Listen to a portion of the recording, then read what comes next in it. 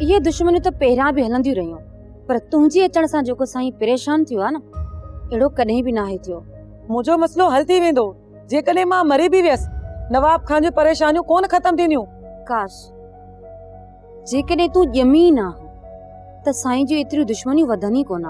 सभु को पंहिंजो मुक़दर पाण खणी ईंदो आहे, पर नवाब खान मुंहिंजे नसीब में ज़ोरी काहिजी पियो आहे। ज़ाहिर आहे उनजो हिसाब कुदरत वारो उन खां ज़रूर वठंदो। कुदरत वारे वटि त सभिनीनि खे हिसाब ॾियणो आहे, हुन खां त केरु लिकी बि नथो सघे।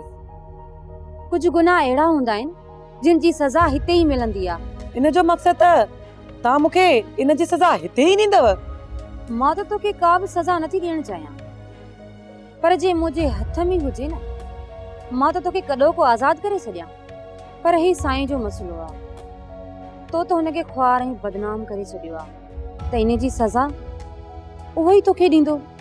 मां हर सज़ा कटण लाइ तयार आहियां, पर हिकु ॾींहुं मुंहिंजो ज़रूर ईंदो। तुंहिंजो वक़्तु त हाणे पूरो थी वियो आहे, पर तूं असांजी पकड़ कराए सघीं थी, ऐं जेके असांजा गुनाह आहिनि उन जी सज़ा बि असांखे काटणी पवंदी।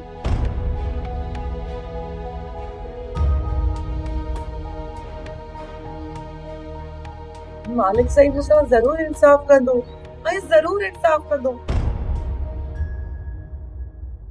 सोप सीरियल तकरार तमाम एपिसोड ॾिसो हाणे HD क्वालिटी में। विजिट कयो असांजो YouTube channel Sindh TV HD drama. Subscribe कयो असांजो official YouTube channel Sindh TV HD drama ऐं वधीक अपडेट लाइ बेल आइकन खे क्लिक करियो।